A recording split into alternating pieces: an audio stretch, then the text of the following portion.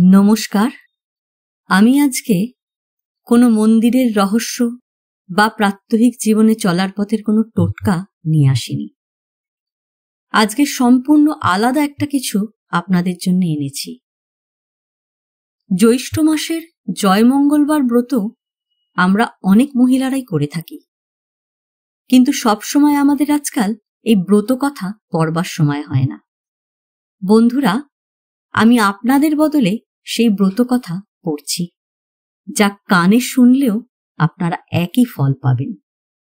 2025 সালের জ্যৈষ্ঠ মাসের যে 4টে মঙ্গলবার পড়েছে, তার মধ্যে দুটো 20শে মে, 27শে মে, আর পরের দুটো 3রা জুন, 10ই জুন। জ্যৈষ্ঠ মাসের প্রথম থেকে সংক্রান্তি পর্যন্ত এই 4টে মঙ্গলবার সধবা কুমারীরা এই ব্রত পালন করে। পুজোর নিয়ম কানুন সেসব নিয়ে কোনো কথা আমি বলছি না, আপনারা সবাই জানেন। আমি আপনাদের জন্য এই ব্রত কথাটা পড়ে শোনাব। আপনারা সবাই পূজা করে এই ব্রত কথাটি অবশ্যই শুনবেন। চলুন শুরু করি। কৈলাসে বসিয়া একদিন ভগবতী বলিলেন, পদ্মা, মর্তলোকে আমার পূজা প্রচার করতে হবে। পদ্মা বলিলেন, মা, কি করে হবে? ভগবতী বললেন, আমি মর্তে গিয়ে বুড়ি বামনির বেশে পূজা প্রচার করব। অমনি ভগবতী কৈলাস থেকে মর্তে এসে ধনপতি বেনের বাড়িতে গিয়ে ভিক্ষে চাইলেন। ভর দুপুরবেলা, রোদ ঝাঁঝা করছে, বামনি ভিক্ষে দিতে এসেছে। বেনে বউ তাড়াতাড়ি থালায় করে ভিক্ষে দিতে গেল। বুড়ি বললেন, মা, তোমার ক ছেলে ক মেয়ে? বেনে বউ বললে, আমার 7 মেয়ে, ছেলে হয়নি। যেই সেই কথা শোনা অমনি বুড়ি বললেন, কন্যা আটকুড়ির মুখ দেখতে আছে, কিন্তু পুত্র আটকুড়ির মুখ দেখতে নেই। আমি ভিক্ষে নেব না। এই না বলে বুড়ি লাঠি ঠকঠকিয়ে চলে গেল, আর কিছু দূরে গিয়ে একটা বটগাছ তলায় বসল। এদিকে বেনে বউ সেই কথা শুনে আছাড় খেয়ে পড়ল আর কাঁদতে লাগল। সেই কান্না শুনে তার 7 মেয়ে বেনে ও দাস দাসী ছুটে এসে জিজ্ঞাসা করলে। তখন বেনে বউ বুড়ির সব কথা বলতে বেনে তখন বুড়িকে খুঁজতে বেরুল। এদিকে খুঁজতে খুঁজতে দেখলে বটগাছে ঠেস দিয়ে বুড়ি ঝিমুচ্ছে। বেনে অমনি বুড়ির পা দুটো জড়িয়ে বলে উঠল, মা, তুমি আমার বউয়ের হাতে ভিক্ষা না নিয়ে চলে এসেছ, তা মা, দয়া করে আমার ছেলে হবার উপায় করে দাও। বুড়ি বললেন, আমি বুড়ো মানুষ, কি উপায় করব বল? তবে এই ফুলটি নিয়ে যা, ঋতু স্নানের দিন এটি ধুয়ে জল খেতে বলিস, ছেলে হবে। বেনে ফুলটি নিয়ে বাড়ি গিয়ে বউয়ের হাতে দিয়ে সব বললে। দেখতে দেখতে বেনে বউ ঋতু স্নান করলে। তারপর মা দুর্গাকে স্মরণ করে ফুলটি ধুয়ে জল খেলে। বেনে বউ পোয়াতি হল। 9 মাসে ঘটা করে বেনে সাধ দিল। বুড়ো বয়সে ছেলে হয়েছে বলে বেনের কি আহ্লাদ। 10 মাস 10 দিনে ব্যথা উঠল। ছেলে আর কিছুতেই হয় না। চারিদিকে লোকজন ছুটোছুটি করছে। পাড়ার বউরা বলাবলি করছে, বুড়ো বয়সে পোয়াতি হয়েছে, কতই না কষ্ট পাচ্ছে। এদিকে ভগবতীর আসন টলল। তিনি বুড়ির বেশ ধরে বেনের বাড়ির খিড়কির ধারে এসে দেখলেন কত লোক যাতায়াত করছে, কতজনে কত কথা বলছে। তিনি একজনকে জিজ্ঞেস করলেন, হ্যাঁ মা, এখানে এত গোলমাল কিসের? একজন বললে, তুমি বুঝি কিছু জানো না? বুড়ো বয়সে বেনে বউয়ের পেট হয়েছে, আর 4 দিন ব্যথা খাচ্ছে, তবু ছেলে হচ্ছে না। বুড়ি বললে, আমি একবার দেখতে পারি? সে বললে, কেন পারবে না, তুমি ভেতরে যাও। বুড়ি বরাবর আঁতুর ঘরে গিয়ে লোকজনকে বললেন, তোমরা বাছা ঘর থেকে বেরিয়ে যাও, আমি পোয়াতিকে একবার দেখি। সকলে ঘরের বাইরে গেল। ভগবতী অমনি পেটে পদ্মহস্ত বুলিয়ে দিলেন। দেবা মাত্র ভুস করে ছেলে বেরিয়ে এলো। যাবার সময় বেনে বউকে বলে গেলেন, এর নাম জয়দেব রেখো। এই বলে তিনি চলে গেলেন। আবার কিছুকাল পরে ভগবতী কৈলাস থেকে মর্তে এলেন বুড়িবামনির বেশ ধরে।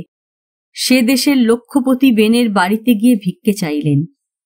বেনে বউ তাড়াতাড়ি থালা সাজিয়ে ভিক্ষে নিয়ে গেল। বুড়ি বললেন, হ্যাঁ মা, তোমার ক ছেলে ক মেয়ে? বেনে বললে, আমার 7 ছেলে, মেয়ে হয়নি।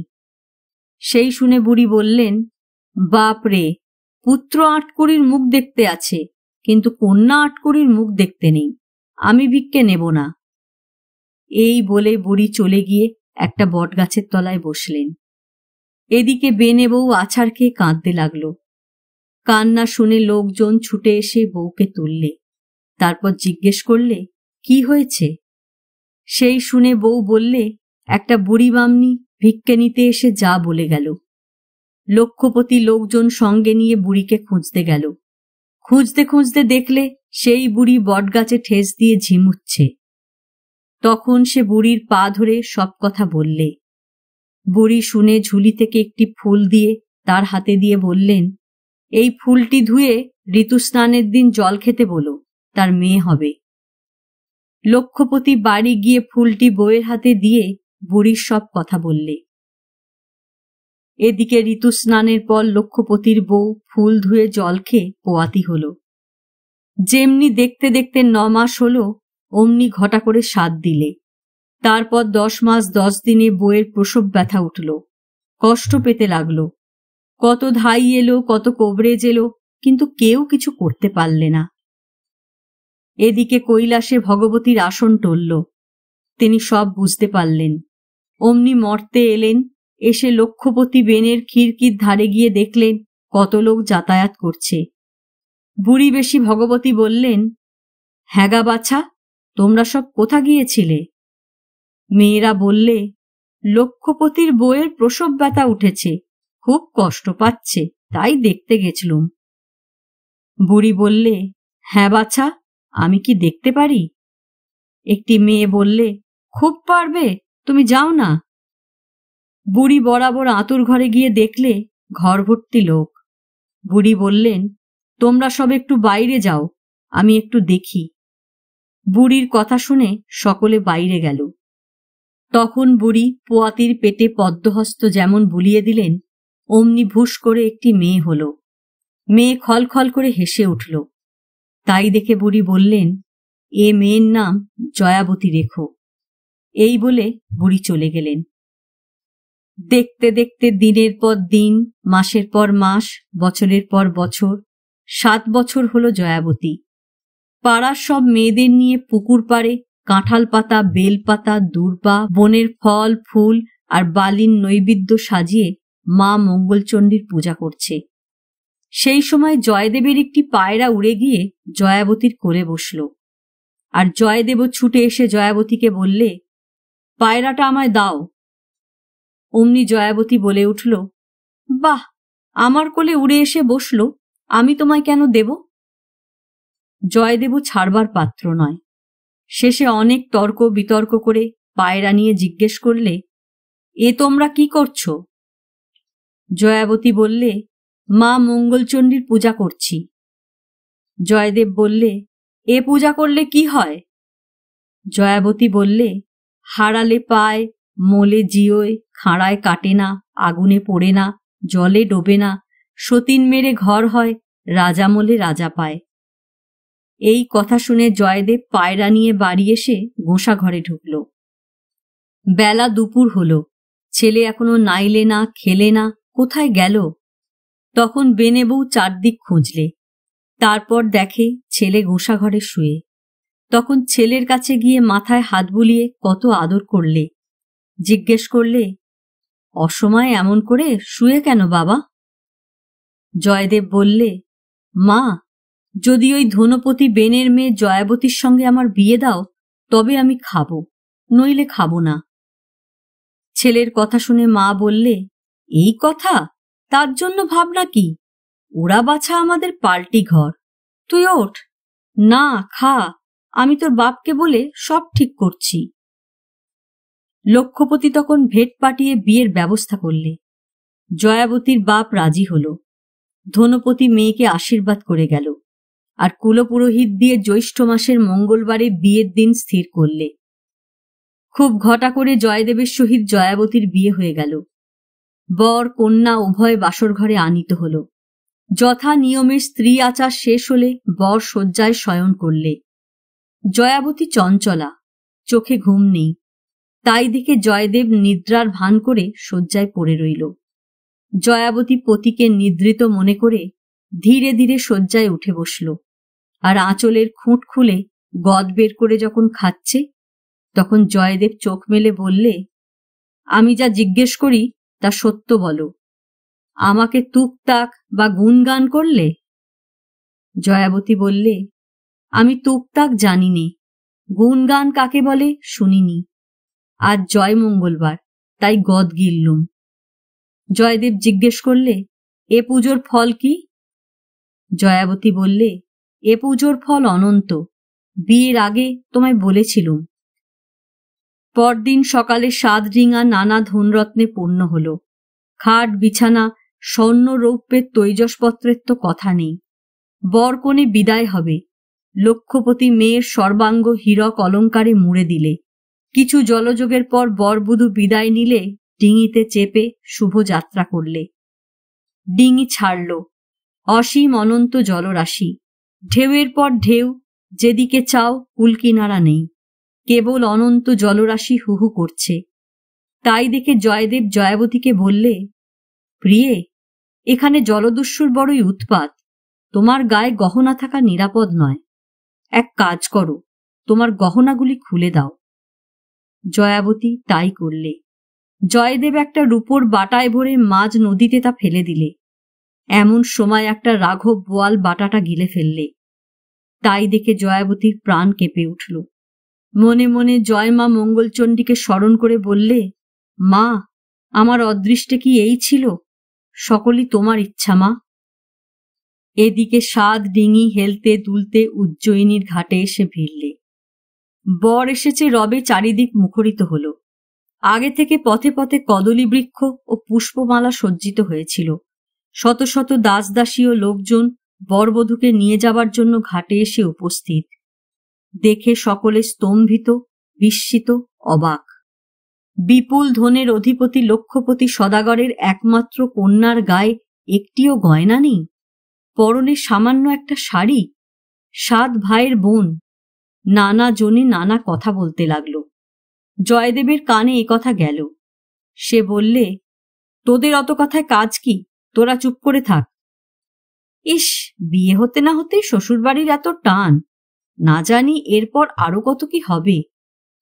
বলে 7 বোন মুখ বেঁকিয়ে চুপ করে রইল। সব লোকের ব্যঙ্গ বিদ্রুপ শুনে বেনে বইয়ের প্রাণে শেল বিঁধল। যার যেমন বরাত ভেবে যথারীতি বরণ করে বরবধূকে ঘরে তুললেন। আজ বৌভাত। আশেপাশের 7 গ্রাম নিমন্ত্রিত। আত্মীয় কুটুম্বে বেনেবাড়ি পূর্ণ। জেলেদের মাছের ফরমাস দেওয়া ছিল, সকলেই খালি হাতে ফিরে এলো। বেনে এর কারণ জিজ্ঞেস করলে তারা বললে, হুজুর, আমরা যেখানে যত জলাশয় আছে তন্ন তন্ন করে জাল ফেলেছি, কিন্তু একটি আঁশও পাওয়া গেল না। সেই কথা শুনে জয়াবতী ননদদের দিয়ে বলে পাঠালে সাগরে জাল ফেলতে।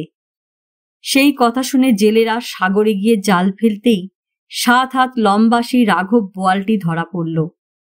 জেলেরা সেই মাছ এনে দিলে। সকলের আনন্দের সীমা রইল না। দাসদাসীরা মাছ কুটতে গেল, কিন্তু মাছের গায়ে বঁটি বিঁধল না। তখন জয়াবতী ননদদের জানালে, মাকে বলো কাপড়ের একটি কাণ্ডার করে দিক, আমি তার মধ্যে বসে মাছ কুটে দেব। বেনে বইয়ের এই কথা কানে যেতে হেসে বললেন, পাগল মেয়ে, ও কি এই রাঘব বোয়াল কুটতে পারে? জয়াবতী বারবার বলাতে কাপড়ের কাণ্ডার হল। জয়াবতী তার মধ্যে প্রবেশ করে মনে মনে মা মঙ্গলচণ্ডীর পাদপদ্ম স্মরণ করে মাথার যে কাজললতা ছিল তাই দিয়ে মাছের গায়ে ঠেকালে। অমনি মাছ খণ্ড খণ্ড হয়ে রূপোর বাটা বেরিয়ে পড়ল। জয়াবতী তখন বাটাকুলে গয়নাগুলো গায়ে দিয়ে বাইরে বেরিয়ে এলো। সকলেই বিস্মিত, স্তম্ভিত, কাঠের পুতুলের মতো দাঁড়িয়ে। কারোর মুখে আর কথা নেই। সকলেই মনে করলে জয়াবতী মানবী নয়, মানবী রূপে স্বর্গের দেবী। কিছুক্ষণ পরে আনন্দে সকলেই বললে, জয়াবতী যখন অন্যের অসাধ্য কাজ মাছ কুটেছে, তখন ওকেই রান্না করতে হবে, না হলে আমরা খাবো না। তাই শুনে আর দেখে বেনেবউ বললেন, ওমা, সে কি কথা, আমার অত ছোট বৌমা কি রাঁধতে পারে? জয়াবতী শুনে শাশুড়িকে জানালে, আমিই রাঁধব, কেউ আপত্তি যেন না করে। অমনি রান্নাঘর পরিষ্কার হলো, নূতন উনান তৈরি হলো। সমস্ত আয়োজন ঠিক হলে জয়াবতী রন্ধনগৃহে প্রবেশ করে গলায় আঁচল দিয়ে মা মঙ্গলচণ্ডীকে স্মরণ করে বললে, জননী, তোমার পাদপদ্মই আমার ভরসা। মনে মনে এই বলে রাঁধলে। রন্ধনের সুরভিত গন্ধে চারিদিক আমোদিত হল। তাই দেখে সকলে বলে উঠল, নববধূ পরিবেশন না করলে আমরা আহার করব না। তাই হল। হাজার হাজার লোক লাইন দিয়ে খেতে বসে গেল, আর জয়াবতী মাকে স্মরণ করে পরিবেশন করতে লাগল। সকলে খেয়ে তৃপ্তি লাভ করলে। সকলেই বললে, এমন খাওয়া কোথাও খাই নাই। কামনা করি জয়াবতী একটি সুসন্তান লাভ করুক, তার অন্নপ্রাশনে আমরা এমনি সকলে খাব। এখন জয়াবতীর বয়স 11। মা মঙ্গলচণ্ডীর দয়ায় তার গর্ভের লক্ষণ প্রকাশ। 3 মাসে কানাকানি, 4 মাসে জানাজানি, 5 মাসে দধি মিষ্টি, 7 মাসে ভাজা, 9 মাসে সাধ দেওয়া হলো খুব ঘটা করে। 10 মাস 10 দিন পূর্ণ হলে শুভক্ষণে, শুভ লগ্নে, শুভ তিথিতে বিনা কষ্টে অন্যের অজ্ঞাতসারে একটি দেবতুল্য পুত্র প্রসব করলে। আত্মীয় কুটুম্ব, দীন দুঃখী, আহুত অনাহুত অতিথি সকলকে যত্নে ধনরত্নানি ও মিষ্টান্ন প্রভৃতি বিতরণ করা হল। সকলে নবজাত পুত্রকে মনের সুখে আশীর্বাদ করে চলে গেল। 5 দিনের দিন জয়াবতী ছেলে শুইয়ে স্নান করতে গেল, আর সেই অবসরে জয়দেব ঘরে গিয়ে ছেলেকে পাঁচুটের পনের ভিতর ফেলে দিয়ে এলো। মা দুর্গার আসন টলল। মা ব্রহ্মাকে ছেলে রক্ষা করার জন্য বললেন। ব্রহ্মা পণ থেকে ছেলে তুলে কোলে নিয়ে বসে রইলেন। জয়াবতী স্নান করে এসে দেখে একটি সুপুরুষ ব্যক্তি ছেলে কোলে নিয়ে বসে আছেন। পরিচয় জিজ্ঞেস করায় ব্রহ্মা বললেন, আমি যেই হই, জানবার কোনো প্রয়োজন নেই। ছেলেকে একা রেখে গেছ, কখন কি বিপদ ঘটে আশঙ্কায় আমি ছেলেকে রক্ষা করছি। এখন তোমার ছেলে তুমি নাও, বলে ছেলে দিয়ে চলে গেলেন। 6 দিনের দিন আজ সেটেরা পূজা। জয়াবতী ছেলে শুইয়ে স্নান করতে গেল, আর সেই ফাঁকে ছেলে নিয়ে জয়দেব গরুর পায়ের তলায় দিয়ে এলো। ভগবতী সব জানতে পারলেন। এই মুহূর্তে গরুর পা থেকে ছেলেকে কোলে নিয়ে বসে রইলেন। জয়াবতী ফিরে এসে দেখে বললে, কে মা তুমি, ছেলে কোলে নিয়ে বসে আছো? ভগবতী বললেন, তুমি ছেলেকে একা রেখে চলে গেলে, তাই ভয়ে আমি ছেলে নিয়ে বসে আছি। তোমার ছেলে তুমি নাও, বলে ছেলে দিয়ে চলে গেলেন। আজ 8 দিন, তাই ছেলের কল্যাণে 8 কৌড়ি হবে। আজও জয়াবতী তেল মেখে স্নান করতে গেল, আর জয়দেবও ছেলে নিয়ে হাতির পায়ের তলায় দিয়ে এলো। এদিকে মা সব জেনে হাতিকে বলে পাঠালেন যে সুরে করে পিঠে নিয়ে ছেলেকে রক্ষা করো। জয়াবতী স্নান শেষ করে এসে দেখলে ছেলে হাতির পিঠে খেলা করছে। তাই দেখে জয়াবতী জিজ্ঞেস করলে, কে তুমি হাতিরূপে আমার ছেলেকে রক্ষা করেছ? হাতি বললে, তোমার ছেলে একা ছিল, তাই একে রক্ষা করেছি। এখন তোমার ছেলে তুমি নাও, বলে ছেলে দিয়ে হাতি বনের পথে চলে গেল। আজ 9 দিন। ছেলে শুইয়ে জয়াবতী স্নান করতে গেল, আর জয়দেব ছেলে নিয়ে গিয়ে অশ্বিনীর পদতলে দিয়ে এলো। কৈলাসে দয়াময়ী মার আসন টলল, মুকুট দুলল। অমনি মা বলে পাঠালেন, অশ্বিনীর ছেলে পিঠে নিয়ে দাঁড়িয়ে রইল। জয়াবতী স্নান করে ফিরে এসে দেখলে ছেলে অশ্বিনীর পিঠে খেলা করছে। সে জিজ্ঞেস করলে, কে তুমি ঘরে? অশ্বিনী বললে, তোমার ছেলেকে রক্ষা করছি, ছেলে নাও, আমি যাই। জয়াবতী ছেলে কোলে নিলে, আর অশ্বিনীও চলে গেল। ছেলের 1 মাস পূর্ণ হল। আজ ষষ্ঠী পূজা। জয়াবতী ছেলেকে তেল হলুদ মাখিয়ে স্নান করিয়ে শুইয়ে রেখে নিজে স্নান করতে গেল, আর জয়দেব ছেলে নিয়ে পুকুরের পাঁকে পুঁতে দিয়ে এলো। জয়াবতী স্নান করে যেমন উঠতে যাবে অমনি আঁচলে টান পড়ল। ফিরে দেখে ছেলে, অমনি কোলে নিয়ে ঘরে এলো। যথাকালে ষষ্ঠী পূজা সাঙ্গ হল। আজ 6 মাস ছেলের শুভ অন্নপ্রাশন। ঘটার আর শেষ নেই। 7 গাঁয়ের লোক নিমন্ত্রিত হয়ে বেনের বাড়ি হাজির। জয়াবতী ছেলে শুইয়ে স্নান করতে গেল, আর জয়দেব ঘরে ঢুকে ছেলেকে 7 টুকরো করে কেটে তাড়াতাড়ি সে ঘর থেকে বেরিয়ে গেল। এদিকে দেবীর মাথার মুকুট দুলে উঠল। তিনি তখন অমৃতকুণ্ডের অমৃত নিয়ে বেনে বাড়ি গিয়ে ছেলের কাটা অঙ্গে ছিটিয়ে দিলেন। ছেলে যেমন ছিল তেমনি হল, আর কোলে নিয়ে বসে রইলেন। জয়াবতী স্নান করে ফিরে এসে দেখে জিজ্ঞেস করলে, তুমি কে মা? ভগবতী বললেন, আমি যেই হই, তোমার ছেলে নাও। এই বলে জয়াবতীর কোলে ছেলে দিয়ে তিনি চলে গেলেন। জয়দেব ঘরে এসে বললে, জয়াবতী, তোমার ব্রতের সবগুলোই তো ঠিক হলো, কিন্তু একটা তো হলো না। জয়াবতী বললে, সময় হলেই হবে। কিছুদিন বাদে সে দেশের রাজা মরে গেলেন। রাজা শ্বেত হাতি রাজা খুঁজতে বেরুল। বেরিয়ে জয়দেবকে দেখতে পেয়ে শুঁড়ে তুলে পিঠে নিয়ে সিংহাসনে বসিয়ে দিলে। জয়দেব রাজা হল, জয়াবতী রানী হল। সুখে স্বচ্ছন্দে ঘর সংসার করতে লাগল। মা মঙ্গলচণ্ডীর পূজা চারিদিকে প্রচার হল। কিছুদিন রাজত্ব করবার পর ছেলে মেয়ের বিয়ে দিলে। তারপর স্বর্গ থেকে রথ এলো। জয়াবতী ও জয়দেবকে রথে করে নিয়ে গেল। সোনার মঙ্গলচণ্ডী রূপোর বালা, কেন মা মঙ্গলচণ্ডী এত বেলা? হাসতে হাসতে তেল হলুদ মাখতে, শাঁখা শাড়ি পরতে, অঘাটের ঘাট করতে, অপথ পথে করতে, চোরের বন্ধন ঘুচাতে, অবিবাহিতের বিয়ে দিতে, নির্ধনীকে ধন দিতে, হা পুতির পুত দিতে, কানার চক্ষু দিতে, অন্ধের নড়ি দিতে, অরাজকের রাজ্য দিতে, তাই এত বেলা। এই মন্ত্র 3 বার বলে প্রণাম করবেন, তারপর গদ খাবেন। অথ জয়মঙ্গলবারের কথা সমাপ্ত। কেমন লাগলো বন্ধুরা? অবশ্যই কমেন্টস করে জানাবেন। যদি এরকম কোনো ধরনের ব্রতকথা আরও শুনতে চান তাহলে আমাকে কমেন্টসের মাধ্যমে জানাবেন। আর যদি ভালো লাগে আমার চ্যানেলটাকে সাবস্ক্রাইব করতে ভুলবেন না, আর আপনার চেনা পরিচিতদের শেয়ার করতে ভুলবেন না। আজ নমস্কার জানিয়ে বিদায় নিই। জয় মা মঙ্গলচণ্ডী।